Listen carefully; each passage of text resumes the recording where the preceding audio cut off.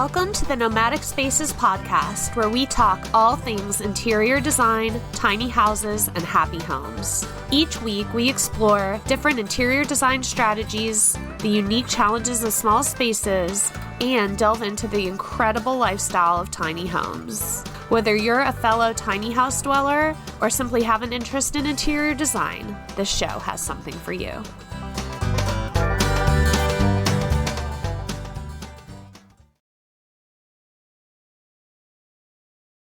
Hey everybody, welcome to week 2 of the Home Refresh Challenge. Today we are talking about the kitchen, and I don't know, just this end of summertime just feels like such a good time to be refreshing our spaces and just like embracing the shift into the cooler months where we're going to be in our homes more, and it just feels like a really good time to be doing this. So thank you for being here with me.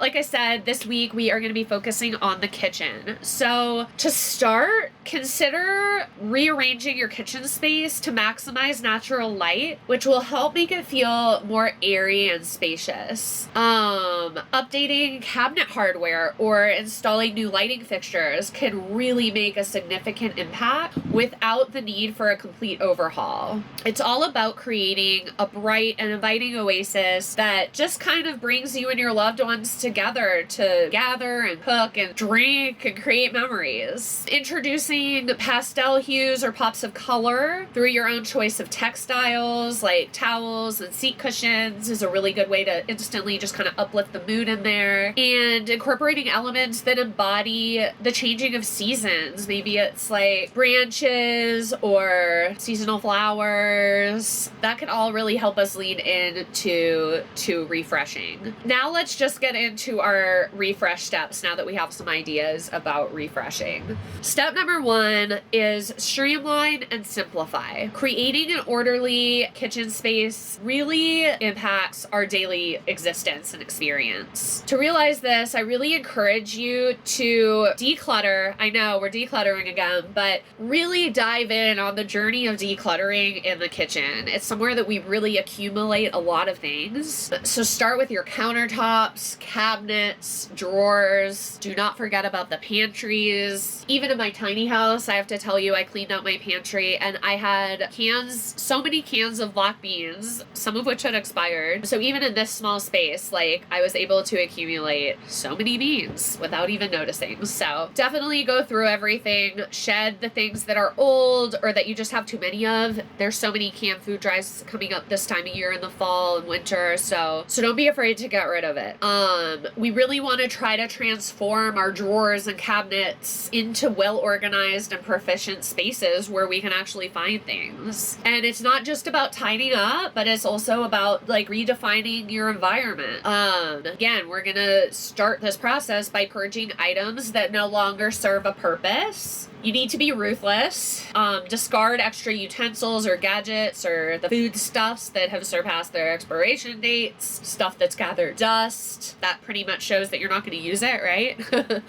So this initial step, however annoying it is, because spoiler alert, it's the first step in almost every room, it is really what paves the way for a more streamlined space, and it ensures that only the essentials with real functional value are remaining. So once the excess has been cleared away, the next critical phase is organizational storage. So invest in practical solutions like bins or baskets, which can significantly enhance organization of loose items, especially in the pantry. Drawer dividers, not just for silverware, get drawer dividers for anything. Really, really nice to separate utensils and tools and keep everything organized and within easy reach. These simple yet effective tools play a crucial role in maintaining order and preventing future clutter from encroaching on your newly organized space. So by taking these actions, you'll notice a transformation not only of the aesthetic of your kitchen, but also in how you operate within it. It's going to be more efficient. Next, refresh kitchen decor. You can transform your kitchen into a lively space that mirrors the shifts and changes happening outside. We can do that, like I said, bringing in branches. Don't shy away from, like, maybe it's not an actual branch. Maybe it's like botanical prints or artwork or wallpaper. That's always fun.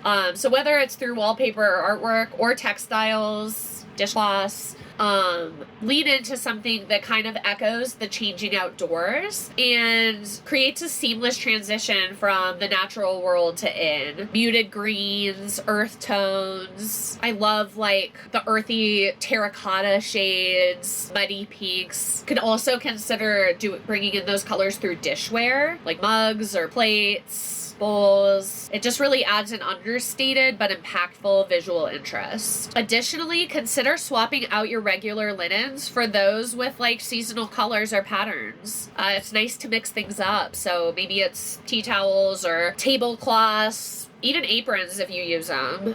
Just everything that serves a functional purpose, but we can also use to add to the overall aesthetic charm of the kitchen. For those who really like relish the opportunity to curate your space, if you have open shelving or display areas, these can really be a canvas for personal expression. So you can flaunt, decorative pieces that speak to your unique tastes. Maybe it's vintage glassware or quirky ceramic cookie jars, whatever it is. Bring some of you into the kitchen and it will just add more charm and character to the space. These little touches of whimsy and color not only brighten up the space, but also help infuse it with an air of like playfulness and hominess that just ensures that your kitchen is remaining a joyful place to cook and gather and celebrate. Hi friends, I hope you are enjoying this show. Listening to podcasts and reading blogs like this is a great way to gain knowledge. But to really make change, you need to take action. Luckily, taking action doesn't have to be overwhelming, timely, or expensive. My Desk Refresh Guide is a great resource you can download totally free from the link in the show notes. This guide will break down the redesign process into simple, actionable steps with tangible results to transform your space without spending a cent. Now let's get back to the episode. Next up is deep clean and refresh. Not the funnest step, but it's crucial and it feels good afterwards. Roll up your sleeves and embrace your inner neat freak, cue Monica Geller, and embark on what will really transform your kitchen. We want to scrub the countertops. If you have a backsplash, wipe it down. I'm always shocked how much comes off on my backsplash. Even though it doesn't look dirty, it's dirty. So it's important that we do that to remove like built up grime, food particles, grease spots. They really do accumulate over time and often we can't really see them. Next, we want to make sure we're looking at our appliances like fridge, oven, microwave, dishwasher. These are like our workhorses of the kitchen. They're getting a lot of use, so we want to clean them out. Ensure that you get into the nooks and crannies where like crumbs and residue like to build up. So gross. Again, don't forget your backsplash. And in addition to like a standard cleaning routine, which you may or may not already have, you want to arm yourself with clever cleaning hacks that can simplify tackling like hard to reach areas like under the sink or behind the refrigerator or overhead exhaust. You can consider using long handled brushes or microfiber cloths or even old brushes to like really get into those corners and crevices where dirt loves to linger. For stubborn stains that refuse to budge, you can look at natural cleaning solutions like baking soda. It can be teamed up with vinegar, which is a natural degreaser. Those usually work well together, and typically it gets a lot of stuff off without having to resort to harsher chemicals. No hate on bleach, use it where you need it, but using an eco-friendly approach just helps like safeguard your family's health, better for the environment, any pets you might have, and it just smells better. After you've addressed surfaces and appliances, don't forget to go through things like kitchen linens where a lot of things are getting stained. We want to swap out any like worn or stained textiles for fresh ones. Again, we talked about bringing in maybe new colors, seasonal colors. And in doing this, you're really just going to ensure that your kitchen is both beautiful and functional and clean. The next step is enhance lighting and ambiance. Lighting is a fundamental component in really defining the aesthetic and the atmosphere of your kitchen. It has a unique capacity to really transform our environment, and it makes it essential to pay close attention to what choices we make with our light. Task lighting, very important in the kitchen. Countertops, you want to be able to see what you're doing, reading your cookbooks or your recipes. When you consider installing like under cabinet lighting, you're providing illumination to your countertops, which again is where you're going to do a lot of preparation in theory. Incorporating a series of thoughtfully placed pendant lamps can add a touch of elegance. It also creates a warm, hospitable environment that kind of begs people to come gather underneath. Also consider integrating dimmer switches into your kitchen lighting. This is going to allow you to, make it bright when you're cooking or cleaning and keep the light soft when you're dining or socializing. So you have a really adaptable solution that's suitable for any moment. Furthermore, if you're up for it, experiment with some light colored paint finishes, or if you don't have a backsplash or want to update it, consider incorporating reflective black backsplashes and countertops. They can really effectively maximize the impact of natural daylight in the space. Reflective surfaces can play a crucial role in enhancing the openness of the kitchen because of that reflective quality. So it really makes it an ideal setting not just for preparing meals, but also for entertaining guests, spending quality time with your family, etc. Thoughtful consideration of both artificial and natural lighting elements will profoundly influence the functionality, mood, and overall appeal of your kitchen. As the heart of your home, your kitchen deserves this seasonal rebirth or awakening.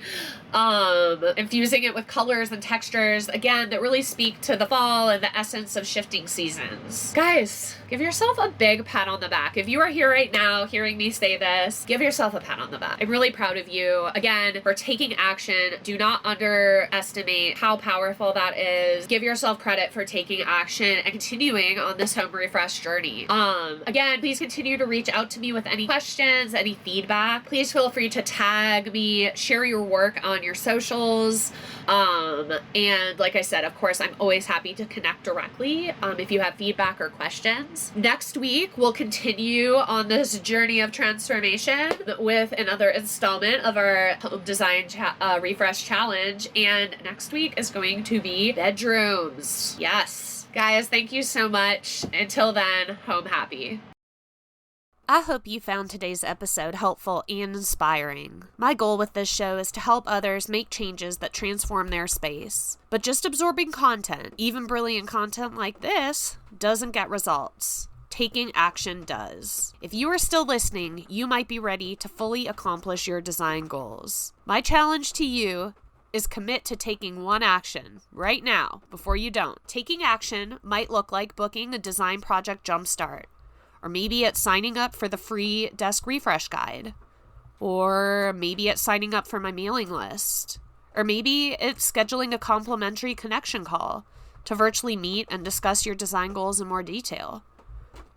You can find more about all those fun things I just mentioned, as well as reach out to me directly through my website, which is sukkainteriordesign.com. That is SUKKHAINTERIORDESIGN.com. I love connecting, so please don't be a stranger. As always, thank you for tuning in and for being a part of this community. If you liked what you heard on this episode or show, please take a second to like, review, subscribe, and share this podcast with your friends and family. It is truly the easiest way to show support for me and this tiny niche podcast. Until next time, take care and home happy.